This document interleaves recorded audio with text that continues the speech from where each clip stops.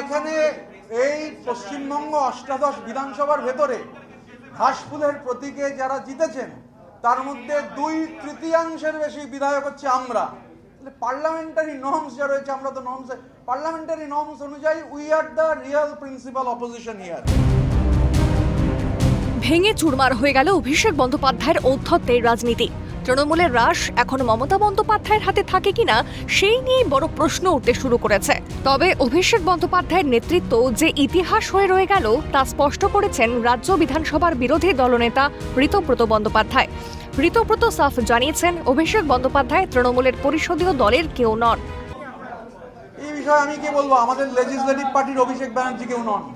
নির্বাচনে ভরাডুবির পর থেকেই অভিষেক বন্দ্যোপাধ্যায় নেতৃত্ব নিয়ে প্রশ্ন উঠতে শুরু করে তৃণমূলের অন্দরে। প্রথমের দিকে প্রকাশ্যে কেউ মুখ না খুললেই বিরোধী দলনেতা বাঁচতে গিয়েই যৌতুকগৃহে জড়িয়ে পড়ে তৃণমূল।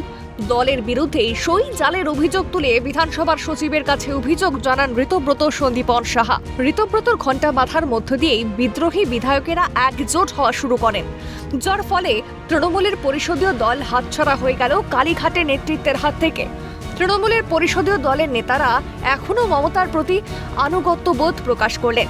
তারা বুঝিয়ে দিয়েছেন অভিষেককে তারা নেতা হিসেবে মানেন না, অর্থাৎ অভিষেক বন্দ্যোপাধ্যায়ের রাজনৈতিক ভবিষ্যৎ এখন দিশবাও জলে তা বলার অপেক্ষা রাখে না। আর এখানেই প্রশ্ন উঠতে শুরু করেছে, এখন কি করবেন মমতা বন্দ্যোপাধ্যায়? ভাইপোকে আগলে রাখবেন নাকি পরিষদীয় দলের কথা মতো তাদের পাশে থাকবেন? সেই বিষয়টি এখনো স্পষ্ট না হলেও তাৎপর্যপূর্ণভাবে বুধবারই দলের সমস্ত সাংগঠনিক পদ ভেঙে দিয়েছেন মমতা বন্দ্যোপাধ্যায়। স্বাভাবিকভাবেই আর দলের সাধারণ সম্পাদক পদেও রইলেন না অভিষেক। আর এখানেই প্রশ্ন, এই সিদ্ধান্তের মাধ্যমে কি বিদ্রোহী বিধায়কদের বার্তা দেওয়ার চেষ্টা মমতার? দলের প্রতীক হাতছাড়া হওয়ার ভয় পাচ্ছেন একাকী মমতা? তৃণমূলের ভেতরে এই যে বিভাজন, সাংবিধানিক ভাষায় এটাকে বলা হয় স্প্লিট। যদি খুব কম সংখ্যক বিধায়করা এই কাণ্ডটা করতেন তাহলে ডিফেকশন, অ্যান্টি ডিফেকশন আইন হয়তো প্রণয়ন হতো, কিন্তু যেহেতু প্রায় 60 জন বিধায়ক, 80 জনের ভেতরে 60 জন বিধায়ক এই মুহূর্তে ঋতব্রত বন্দ্যোপাধ্যায়ের নেতৃত্বে বিধানসভায় তাদের দাবি জানিয়েছেন এবং বিরোধী দলনেতার পদে ঋতব্রত বন্দ্যোপাধ্যায়কে তারা প্রস্তাব দিয়েছেন। এই মুহূর্তে স্পিকারের কাছে কোনো উপায় থাকছে না, বিরোধী দলনেতার মানে বিরোধী বিধায়কদের মধ্যে সংখ্যাগরিষ্ঠ ঋতব্রত বন্দ্যোপাধ্যায়ের সঙ্গে আছেন, অতএব তাকেই বিরোধী দলনেতা বলে অবস্থান নেবেন।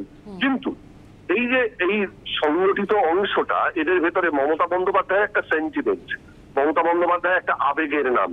তো সেই আবেগটাকেও এই মুহূর্তে তারা অস্বীকার করতে চাইছেন না। কিন্তু আমি জানি না যখন একটি দল হিসেবে তারা নিজেদের আত্মপ্রকাশ করাবেন, সেই সময় তারা এই তৃণমূল কংগ্রেস এই কথাটিকে কতখানি।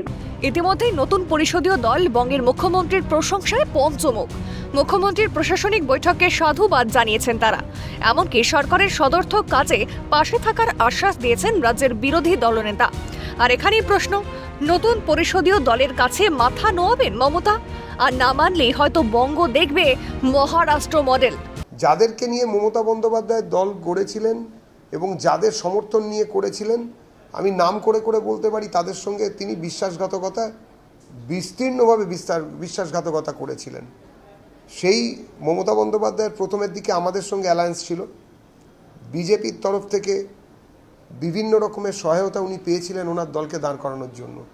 তার বদলে গত নির্বাচনের প্রথম 23 দিনে আমাদের 56 জন লোক খুন হয়ে গিয়েছিলেন, 1200-র কাছাকাছি মহিলা ধর্ষিতা হয়েছিলেন অথবা তাদেরকে অত্যাচার করা হয়েছিল।